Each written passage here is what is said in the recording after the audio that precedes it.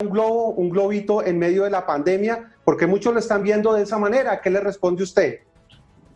Jairo, mira, yo llevo, y aquí está Barguil, que me oye mis discusiones, y yo peleo siempre y lo llamo y le digo que me acompañe. Esto no lleva 6 meses, yo llevo en esto más de 2 años, en esta discusión. Solo que logré en esta reforma, como se asustaron con 85 firmas, que quedara un artículo y lograr hacer que el gobierno, no el gobierno, un Ministerio de Hacienda, no este y no todos, entregara un informe. Y llegó el informe. Después de tanta lucha, es que la mía no es una lucha de ahorita, ni es populista por el COVID, no. Es una lucha que los colombianos están pagando más de lo que debieran para favorecer el 1% de los colombianos, y me llegó el informe. El informe dice eso. Eso es lo que hoy se conoce en el país, que durante tanto tiempo se le ha mentido a los colombianos para favorecer el 1% de los colombianos en contra del 99%. Le digo otra cosa, Vicky, por la cual a mí me gustaría, voy a decir algo aquí, para sacarme una espinita de la pasada tributaria.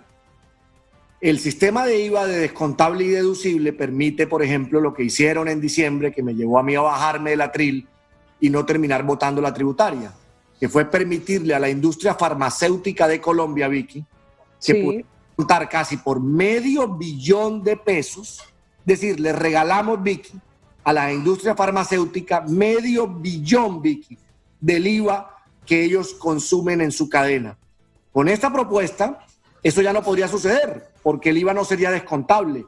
Así que eso que dice Carlos Alejandro es cierto, y eso vale la pena analizarlo, de que aquí hay unos sectores que sin merecerlo se han venido aprovechando y se han metido al bolsillo una gran cantidad de este impuesto que pueden deducir de su cadena productiva.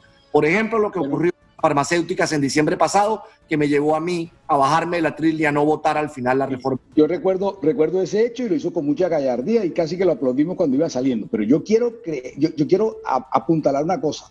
Ustedes siempre hablan con un desbalance tributario que se concentra solamente en el favor de los bancos y del viejo Luis Carlos Sarmiento y etcétera y todo lo demás.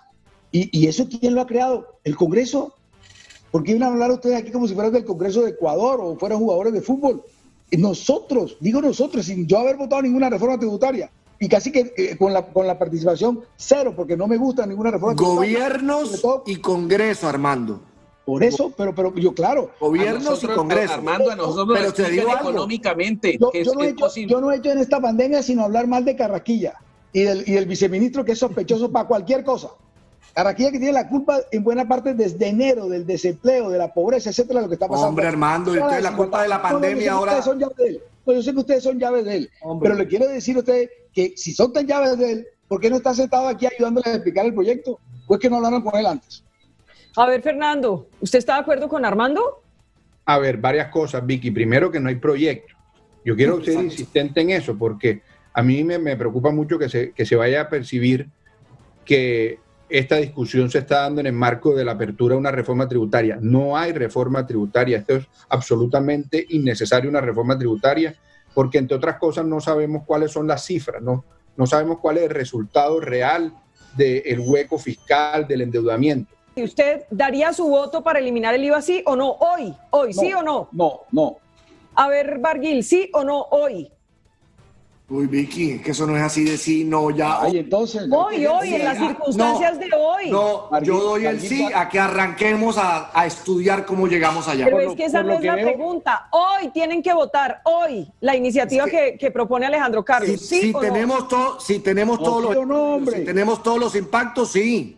Oye, sí. este tipo Alejandro, la presidencia. Ya veo que David está esperando la presidencia. Es que está alborotado. El mismo camino de Fajardo, va por la mitad. Está igualito que Fajardo. Armando no vota por el 1% del país, vota por el 99%. Alejandro Carlos dice sí, y a ver, Fernando Araujo, hoy estamos votando. ¿Usted da su voto por el sí o por el no para eliminar el IVA del 19%? Hoy no es oportuno una reforma tributaria. Yo quiero dejar sentado clarísimo esa posición. Bueno, a propósito, Jairo, de la última pregunta. Sí, es que yo les quería preguntar también muy rápidamente, ¿se necesita o no una reforma tributaria? Porque así lo queramos o no, el ministro de Hacienda ha soltado algunos tips que muchos creen que sí se viene una reforma tributaria. ¿La necesita el país, sí o no, representante? Si se atreve, le eliminamos el IVA, que no se atreva. Sin embargo, próximamente radicaremos el proyecto a ver qué congresista vota. ¿Por el 1% de esos colombianos más ricos o por el 99% de los colombianos de este país? Yo te contesto. La tributaria puede ser para hacer esto del IVA. Sí, Marguil. Jairo, sí se necesita, Armando. pero en mi caso la va a votar la mamá del que la presenta. Yo no voto ninguna persona. Oigan eso.